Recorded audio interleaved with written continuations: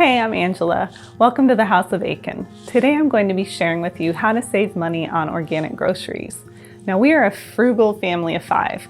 We have 3 kids, we homeschool, we don't eat out, we make all our food, and we eat a lot of organics. We're also on a really small budget. So most of the tips I've seen out there have been really helpful if you don't care what kind of food you put into your body and you're willing to just buy whatever junk is on sale that week. We are not that family. We try to buy organic whatever we can. And so today I'm going to be sharing with you how we do that, even on a really tiny budget. So the first thing we do to save some serious money is we buy single ingredient foods. So that means we don't buy processed foods, prepackaged foods, pre-made, any of that stuff. I try to buy everything single ingredient, which means obviously I have to make it myself, but it's okay. It's not a big deal and it doesn't take a ton more time really. So whatever we lose in time, we're saving as far as health benefits go, I believe anyways. So it's totally worth it to just go ahead and buy the single ingredient foods. They're cheaper, they're healthier, and you're gonna get more bang for your buck overall in health benefits. The next thing that's super helpful is to keep an inventory. I used to do this really diligently when I was trying to figure out how we were going to get organic food and still stick to our budget. I don't do it as often now because I have a pretty good idea, of what we've got, what we need and all that. But I highly recommend it if you're just starting out or trying to kind of revamp your grocery budget, trying to stick to a budget, and you're wanting to see exactly how much food you need, how much you have, and kind of like what you're eating a lot of and leaving the other stuff and not even touching it. So I don't know about you, but it seems like we tend to reach for the same things over and over again, and then you have stuff left in the pantry and everybody's like, there's nothing to eat, and it's like, well, then why is there still so much food here? So an inventory helps you to see exactly how much you consume of each thing per month, so you know when you go to the store exactly how much you need to buy, instead of just guessing, be like, oh, take a few of these, few of those, and then ending up with running out of one thing. For example, we run out of dates. We use that in a lot of things. And then having just a whole ton of, diced tomatoes or something. It's like, wow, overbought that one. So an inventory really helps you to narrow down what you use every month. And when you have an inventory, it makes it really easy to see exactly what you're using, and then you can look online or take field trips to stores. This is a really good one to do with kids, by the way. It's a really great learning opportunity. Anyways, you go to the store and you price compare. So you're looking at obviously like price per ounce or per pound, or depending on what it is, and you can find what is the cheapest thing for each item at which store. So once you have kind of your running list of what's cheapest where, then you can plan your trips accordingly to where you're going to either find the most things you need at the lowest prices, or if there's like some specialty items, be like, okay, well, we know we use this one specialty item, maybe 2 things of it a month, and then you can just make a quick trip to that other grocery store if you need to grab just this one item that's the cheapest there. Or if it's not even worth an extra trip, you might just end up going ahead and getting it at the other grocery store where you were already at. So you got to kind of compare that with, the time it takes to make an extra stop, as well as the gas involved for getting to a specialty store if it's not something that you need a lot of things at anyway. And on that note, I would suggest shopping less often. So, when you run into the store for that one thing and you end up seeing a bunch of other things that's like, oh yeah, I forgot I needed that. Well, first of all, if you have your inventory, you probably know you don't need that. It's also hard though if you have somebody with you who isn't, on the same page as you as far as keeping the inventory and sticking to the budget and all those things. So just being mindful of when you make extra stops, it's easier to overbuy. So I would suggest going to the store less often. We used to try to go once a month. Obviously, that's one huge grocery trip, and that's a little overwhelming sometimes. At this point, we go about once a week, and we try to kind of rotate which store we go to. If Walmart's like a main one you go to, you do that like one week, and maybe if an Aldi is next to it, for example, our Aldi is right next to our Walmart, and so we know that organic apples are cheaper at Aldi than anywhere else. So we go ahead and get our organic apples after we've stopped at Walmart, and we go to Aldi, and it's worth the extra stop. They also have really great organic strawberries that are always cheaper, like their frozen corn, organic corn is cheaper there. Their organic eggs are cheaper there. So if it's something like they're right next to each other, we'll go ahead and bundle 2 of the stores together for that week's trip. We also like to buy in bulk. So one of the things we do is we plan once a month bulk buys.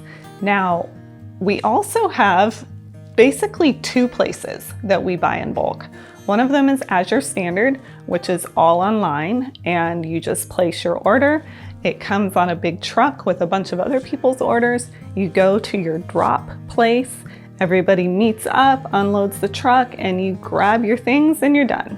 So that's one place we get our bulk things, and the other place that we like to go is Costco. So we plan once a month Azure drop because it is once a month. That's all that's available is a once a month drop. And we do a once a month Costco run. So with our inventory, we can see how many of each thing we need to get us through the month. And we have to plan that accordingly. And then we just pepper in the other grocery stops that we need locally to fill in any gaps. I would also suggest doing online shopping. That's really nice, obviously, to not go in and, like I said earlier, see a bunch of things that you didn't know you needed, or it's like, ooh, I forgot about that. If you're shopping online, you tend to see what you've ordered before, and it's nice, like if there's a favorites list and you can see, oh yeah, I needed that. And that way you're not like looking at all these other things that may be seasonal or on special or whatever to get you to buy, and you're not as tempted to go ahead and buy things you don't need. So shopping online can be really helpful for that. All right, the next tip that I don't think I really hear anywhere.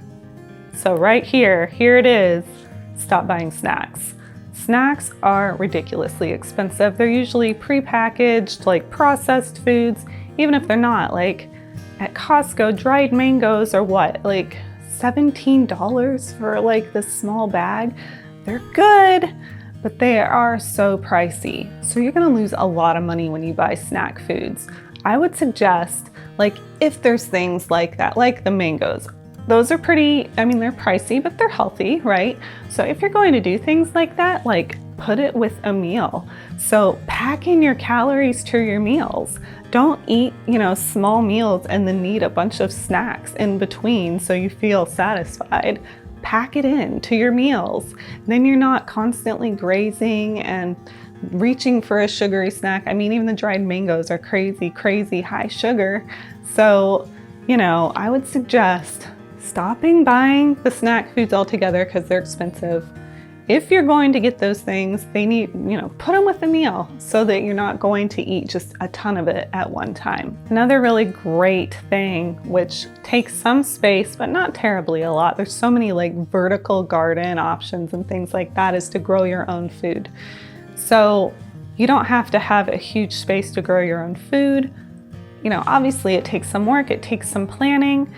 It's a fun experiment. It's fun to do with your kids. It's a great way to get exercise and sunshine and fresh air. I'm not very good at it, but I really enjoy it, and it's really therapeutic, and it is so satisfying when you actually get food that you've grown yourself and it just tastes better. So we do vertical gardening. I also have a small garden. We live in the suburbs. We don't have a lot of space at this point in time. We have had huge gardens before, and we've had little gardens. So just wherever you are, just a little bit of gardening. I mean, you can do indoor herbs, you can do lettuces in a small area. So you can even like sprinkle some edibles in with your landscaping, even if you just have a little bit. If you have like a window box or something, you can put some lettuces or kale or herbs there. So it's going to save you a bit of money. It's also going to save health because it's just so much more nutrient dense when you grow it yourself, and it's fresh and it's not, months old food. So definitely give it a try and grow some of your own food as much as possible. Even if you can't grow all of your own food, because that's a pretty daunting task. I would love to get to that point. We are not there yet, but I think that's a really awesome goal to have. But if you can't, grow all of your own food, buy what's in season. You can do like local farmers markets. We haven't found a lot in our area as far as great options for that. And it is a bit more expensive. We have found even for the non-organic stuff, it's still quite a bit more expensive than some of the organics in the grocery stores now. I mean, that's a trade-off to whether you get it really fresh or organic. So you just have to decide, which one's more important to you. But even in the grocery stores, if you're buying things that are in season in your area, it's going to be cheaper. So right now it's fall in our area. The apples and the squash are in season and the prices are down on those. So that's the time to stock up. So another tip is to buy one now and 2 for later if it's on sale. And I don't mean like literally buy 3 of something. So the other day, at Costco, organic applesauce was on special. So we go through actually a lot of organic applesauce in our house. That's something all of my kids love, and it's just a really nice thing to eat on waffles and pancakes and with toast and whatever. So because of our inventory, we knew okay, we go through 3 boxes of this stuff per month. And I can't remember if it was 3 boxes, 2 or 3 boxes maybe. And so it's well, how much should we get? Well, it's on sale because it was a really good price. And so we decided, well, let's get, the 3 boxes for this month and then 2 more months worth of applesauce. So we did, because we do, like I said, a month at a time for our Costco run. So 1 for now means enough for this month. 2 for later means enough for 2 more months. So we bought enough for 3 months worth of food. Obviously, you can't do that if it's something perishable, but things like that are on a really good sale, and you're going to want to go ahead and get that while it's on sale, because otherwise it's not going to save you a whole lot if you can't stock up on it. If you've got enough in your budget, which once you get rolling with your budget, you do start saving up a little more so that you can then put some of that money towards buying ahead like that when things are on sale. You definitely want to do that. 1 for now, 2 for later. So if you're on a really tight budget, I'm sure you've heard of the Dirty Dozen and the Clean 15. If there are things that are on the Clean 15 list, meaning they're not as highly sprayed and it's not as hugely important that you get them organic, although you could still argue just that there's better growing practices, so they probably have more nutrients. But if you're on such a strict budget that you can't afford to get everything organic, go ahead and compare the prices, and if it's on the Clean 15 list, things that aren't as highly sprayed with pesticides and chemicals and whatnot, then that might be something that you could save a little money by not buying it organic. So that's just another thing to consider. If it's on the Dirty Dozen though, definitely make sure you either grow it yourself, know your farmer, get it locally, or buy it organic. So those are my top tips for saving money on organic food. It's definitely doable.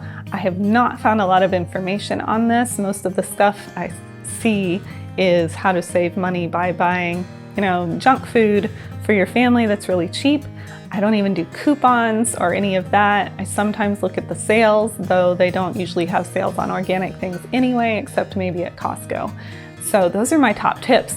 What tips do you have for saving money on organic and healthy, good, wholesome food for your family? Let me know in the comments. Go ahead and check out these videos that I think you'll like as well if you like this video, and I'll see you next time.